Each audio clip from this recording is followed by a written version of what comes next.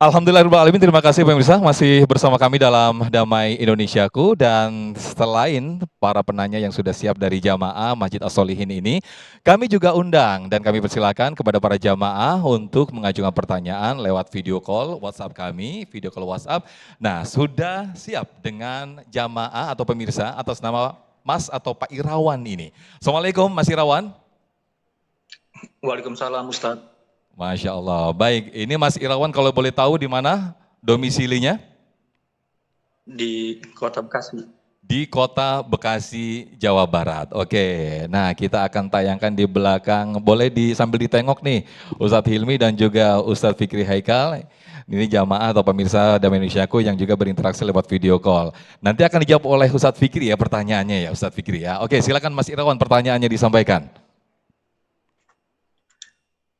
Ya Ustadz, tadi saya dengar ceramah Ustadz itu kejujuran itu membawa keberkahan. Ya. Tetapi kejujuran saya membawa perceraian Ustadz. Waduh. Dalam pernikahan saya. Ya. Jujur malah hancur ini yang tadi disampaikan Ustadz Fikri ini kayaknya nih. Jadi gimana tuh ceritanya itu Mas Irawan tuh? Ya karena saya telah menjawab pertanyaan dari mantan istri saya yang merupakan aib saya lah Ustadz ya. Oke. Jadi pertanyaannya apakah kejujuran saya termasuk membawa keberkahan Ustadz? Oke, baik. Jadi apakah kejujuran ini termasuk keberkahan kalau ujung-ujungnya jujur malah jadi cerai nih, malah jadi hancur rumah tangganya. Ustadz Fikri Haikal bagaimana jawabannya Ustadz? Silakan Ustadz Fikri. Irawan, Mas Irawan dari Bekasi, Jawa Barat. Terima kasih Mas Irawan dari Kota Bekasi. Tadi di awal sudah saya katakan banyak orang yang berpendapat jujur, hancur. Pak Irawan nelpon, hancur udah. Begini buat Pak Irawan, boleh jadi perasaan pisah dengan istri mengalami gelisah dan resah. Tapi yakinlah itu hanya hitungan waktu saja. Bisa jadi seminggu, bisa jadi 2 minggu, bisa jadi sebulan, bisa jadi setahun. Tapi yang pasti adalah ketika kita menyampaikan nilai-nilai kejujuran, hati kita akan merasa tenang. Dan memang itulah resiko sebuah kejujuran. Pak Irawan dan para jamaah, apapun dalam hidup ini pasti ada resikonya. Pasti ada resikonya. Anak-anak saya, anak-anak kita yang sedang sekolah, mencari ilmu, mereka ada resikonya. Orang yang sedang bekerja ada resikonya. Suami ada resikonya, istri ada resikonya. Pemimpin ada resikonya, rakyat ada resikonya. Bergerak ada resikonya, diam saja ada resikonya. Bergerak ada resikonya, diam saja ada resikonya.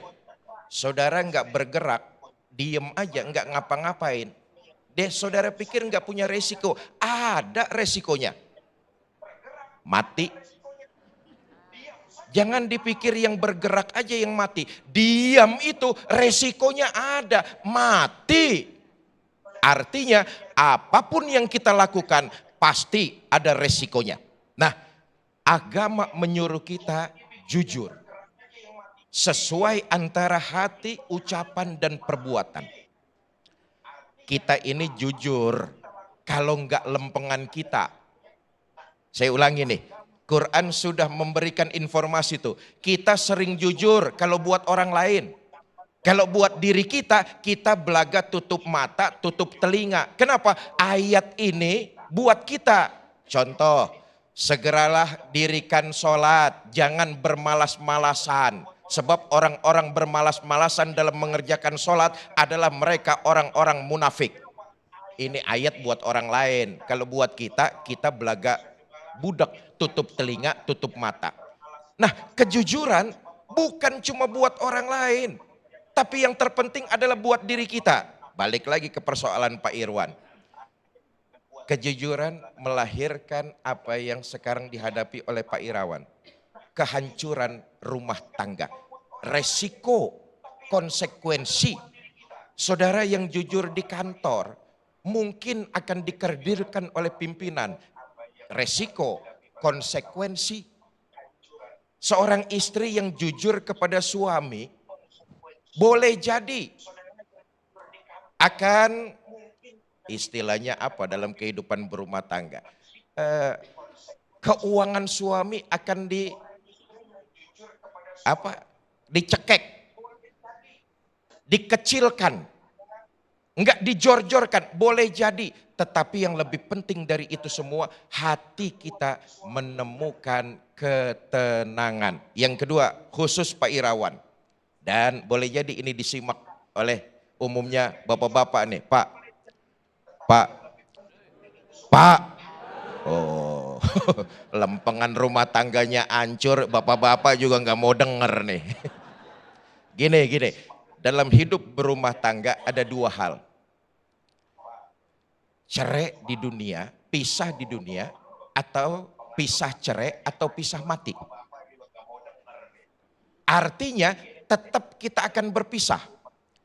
Pak Irawan, khususnya buat Pak Irawan, dimulai dengan kejujuran, yakinlah Allah akan gantikan Pak Irawan dari hal-hal yang lebih baik dari sebelumnya. Kenapa? Karena berangkatnya dari nilai-nilai yang jujur. Keadilan akan berjalan dengan sendirinya, kebaikan akan muncul dengan sendirinya. Kenapa? Berpijaknya pada nilai-nilai kebenaran, kebaikan. Bukankah kejujuran dianjurkan oleh agama? Nah, insya Allah ini jadikan sebuah pengalaman. Di ujungnya Allah akan berikan kepada kita hal-hal yang lebih baik dari yang sudah-sudah. Asal istiqomah dalam nilai-nilai kejujuran. Nih buat bapak-bapak nih, khususnya yang hadir di Masjid As-Solihin. Jangan mentang-mentang mau dapat yang lebih bagus, lalu nggak jujur sama istri, akhirnya bercerai semua. Jangan. Khusus buat Pak Irawan, teruslah berpegang pada nilai-nilai kejujuran. Ini buat kita, sekali lagi saya katakan, ada resikonya, ada konsekuensinya.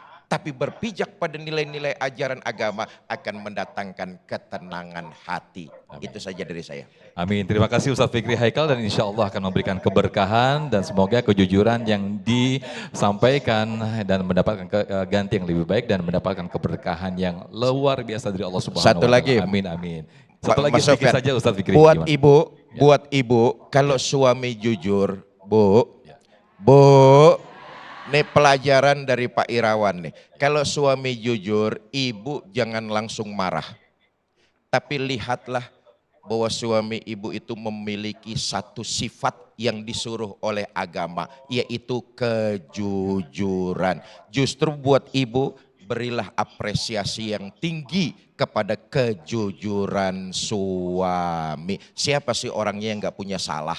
Karena itu yang penting adalah ada niat kejujuran dari suami, dari anak, dari saudara, dari orang di sekitar kita. Hargai kejujurannya karena dia merupakan kriteria akhlak yang mulia. Masya Allah. Baik, terima kasih Ustadz Fikri Haikal. Terima kasih Pak Irawan sudah bergabung bersama kami lewat video call WhatsApp di Damai Indonesiaku. Nah, kami persilakan kembali para jamaah yang sudah siap dengan pertanyaannya. Dari jamaah ibu-ibu terlebih dahulu, ada Ibu Koraini ya, betul ya? Boleh berdiri Ibu Koraini. Nanti akan dijawab oleh Ustadz Hilmi Firdausi. Assalamualaikum warahmatullahi wabarakatuh. Waalaikumsalam warahmatullahi wabarakatuh. Nama saya Ibu Dwi Korarini, jamaah Masjid As-Solihin. Kejujuran akan membawa berkah. Yang akan saya pertanyakan Ustadz, bagaimana membangun kejujuran kepada Allah, kepada diri sendiri, kepada orang lain agar hidup kita berkah dan tidak was-was. Demikian, billahi taufiq wal hidayah. Wassalamualaikum warahmatullahi wabarakatuh. Waalaikumsalam warahmatullahi wabarakatuh. Silakan boleh duduk kembali, Ibu Quraini. Silakan Ustadz Hilmi Firdausi atas jawabannya. Sambil duduk saja Ustadz, nggak apa-apa. Baik. Ibu siapa Bu? Ibu Quraini ya. Quraini. Dwi Kora. Oh Oke. Dwi Kora. Ya. Dwi Kora, Masya Allah Ibu Dwi ya. Bagaimana cara membangun kejujuran kepada Allah, kepada diri sendiri dan kepada orang lain. Jujur kepada Allah Subhanahu wa taala, Bapak Ibu, Ibu Dwi. Allah itu tahu apapun yang terjadi sama kita. Walaupun kita belum ngomong apa-apa, Allah tahu apa yang terbersit dalam hati kita. Ya. Maka kita harus jujur ketika kita bicara inna sholati wa nusuki wa mahyaya wa mamati lillahi rabbil alamin. Kita akan berjanji sama Allah, sesungguhnya sholatku, hidupku, matiku semua untuk Allah Subhanahu wa taala. Maka kita harus jujur. Ada konsekuensi dari kalimat yang kita baca tiap hari. Bahwa sesungguhnya sholatku, ibadahku, hidupku, matiku untuk Allah. Maka jujur sama Allah. Maka ketika Allah panggil Allahu Akbar, hayya ala sholat. Sholat, tinggalkan gorengan ibu. Ini kadang-kadang sedang goreng ikan asin, ada azan dari as-solihin, Allahu Akbar. Ya Allah udah azan lagi aja. Perasaan baru azan tadi. Nah kan kita udah janji, hidup kita ini untuk Allah, bukan untuk ngegoreng. Jujur kepada Allah Subhanahu wa taala, konsekuensi apa yang kita ikrarkan tiap hari harus kita lakukan. Yang kedua, jujur sama diri sendiri, ini penting Bu. Yang paling tahu keunggulan dan kekurangan kita siapa Bu? Diri kita sendiri. Mungkin suami ibu pun belum tahu kekurangan ibu apa. Ya, karena di mata suami ibu tuh terlalu sempurna. ya. Jadi yang paling tahu kekurangan kita, keunggulan kita itu kita sendiri. Nah terutama kekurangan kita. Kadang-kadang kita itu lebih paham kekurangan orang Bu. Ya, kesalahan orang kita hatam Bu. Wah ini si ibu ini begini tuh. Apal dia. Tapi untuk kesalahan sendiri malah kadang-kadang dia nggak tahu. Emang gue salah ya? Nah ya kan kata pepatah apa Bu? Gajah semut di seberang lautan kelihatan, gajah dia pelupuk mata nggak kelihatan, itu kita Bu. Maka kita jujur ya, kalau kita salah kita akui kita ini salah. Jadi saya bilang di awal, jangan kemana-mana pakai topeng, capek Bu. Buat apa kita mengesankan manusia Bu? Bangkai Bu yang disimpan serapat mungkin itu pasti akan kecium nggak? Pasti kecium. Tadi pengalaman Pak Irwan demikian, saya setuju sama Ustadz Fikri tadi. Ya jujur saja. Ya nggak apa-apa resikonya bercerai. Daripada nanti dia berbohong terus lama-lama pasti akan tercium. Malah akan lebih parah. Ya memang kadang-kadang kulil haq walau kana murran.